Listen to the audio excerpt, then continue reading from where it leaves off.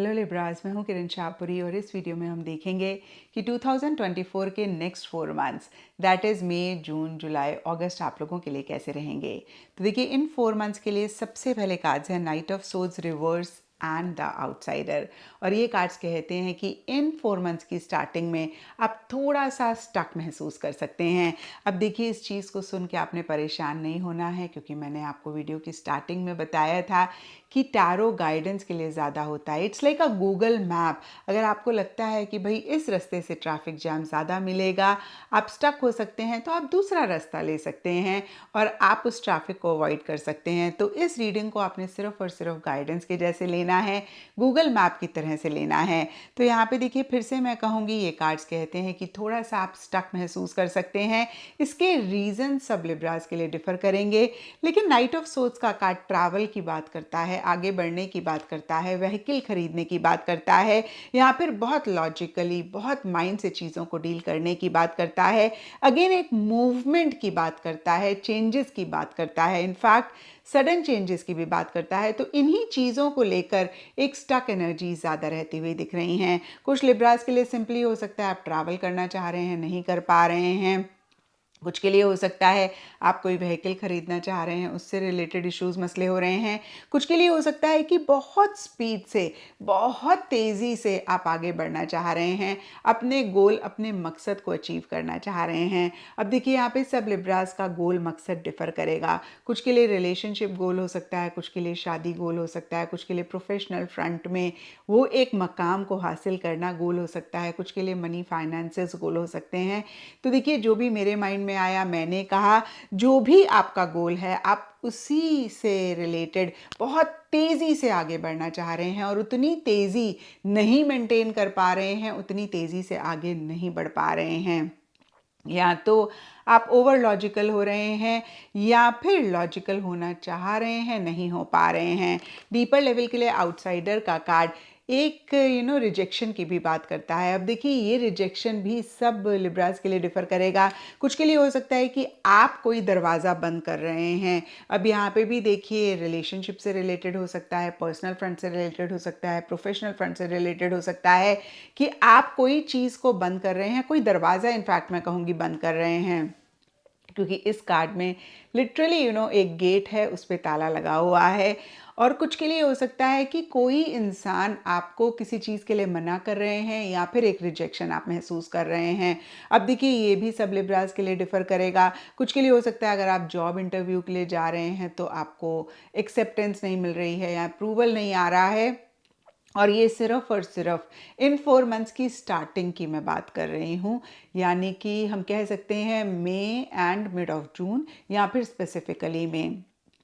And yes, कोई दरवाज़ा बंद हो रहा है या फिर आप कोई दरवाज़ा बंद कर रहे हैं। मैंने बताया आपको कि अगर प्रोफेशनल फ्रंट से रिलेटेड है तो जॉब इंटरव्यू हो सकता है। अब देखिए, मैं यहाँ पर आपको एग्जांपल दे रही हूँ, सब लिब्रास के लिए डिफरेंट सिचुएशन रहेगी। और कुछ के लिए हो सकता है कि जो आप कर रहे हैं अपने प्रोफेशनल फ्रंट में, आप उस चीज़ को एंड करना चाह रहे हैं, या फिर सर्कमस्टांसेस ऐसे हैं, लव रिलेशनशिप से रिलेटेड देखें तो हो सकता है कि आपके पार्टनर आपको अवॉइड कर रहे हैं, इग्नोर कर रहे हैं, या फिर आप उनको अवॉइड कर रहे हैं, इग्नोर कर रहे हैं। कहीं या तो आप इतना अटेंशन, लव, केयर उनको नहीं दे रहे हैं, या फिर आपको उनकी तरफ से लग रहा है कि भाई वो इतना लव, केयर, अटेंशन आपको नहीं दे रहे हैं। तो यहाँ पे देखिए, प्रोफेशनल एंड लव रिलेशनशिप से रिलेटेड जो भी एग्जाम्पल्स मेरे माइंड में आए मैंने आपको दिया। द आउटसाइडर का कार्ड किसी चीज़ से अलहदा होने की बात करता है, अलग होने की बात करता है, बाहर होने की बात करता है। और सबके लिए डिफरेंट सिचुएशंस, डिफरेंट सर्कमस्टांसेस रहेंगे। कुछ के लिए पॉजिटिव रह सकता है, कुछ के लिए नेगेटिव रह सकता है।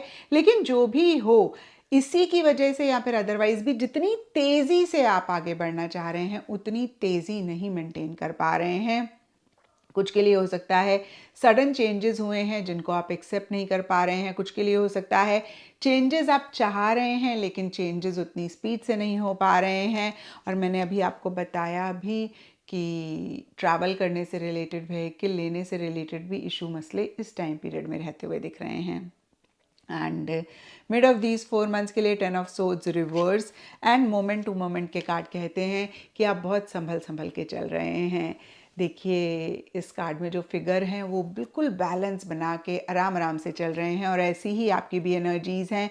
हो सकता है एक से ज़्यादा चीज़ों में इन्वॉल्व हैं, एक से ज़्यादा चीज़ें आपके माइंड में चल रही हैं या फिर लाइफ में चल रही हैं और आप बहुत एक बैलेंस बना के चल रहे हैं। आप बहुत सेफ सिक्योर होके आगे बढ़ना चाह रहे हैं, आप रिस्क नहीं लेना चाह रहे हैं, कॉशियस हो रहे हैं, कॉन्शियस हो रहे हैं और इस टाइम पीरियड में एंडिंग बिगनिंग भी रहती हुई दिख रही है। 10 ऑफ सोर्ड्स का कार्ड कहता है कि कोई चीज़ अगेन एंड हो रही है, नई बिगनिंग हो रही है और ये एंडिंग बिगनिंग उतनी कंफर्टेबल नहीं रहती हुई दिख रही है। मैं ऐसा भी कह सकती हूँ कि एक ट्रांजिशन वाला फेज़ है और कहीं एक डिस्कम्फर्ट रहता हुआ दिख रहा है। और देखिए हमने देखा भी नाइट ऑफ सोर्ड्स रिवर्स के कार्ड में कि कुछ चेंजेस या तो आ रहे हैं या फिर आप चाह रहे हैं, तो कहीं मिड ऑफ दीज 4 मंथ्स में उसी से ही रिलेटेड एक ट्रांजिशन रहती हुई दिख रही है। और फिर से कहूँगी आप बहुत संभल संभल के चल रहे हैं एंड ऑफ दीज 4 मंथ्स के लिए।